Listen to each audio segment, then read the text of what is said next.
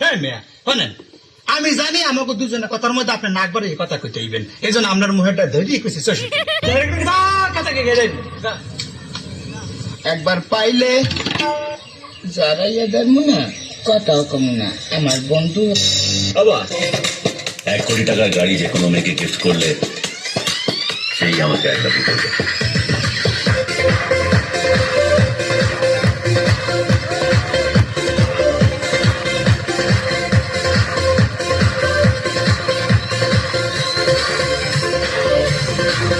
সুজা তো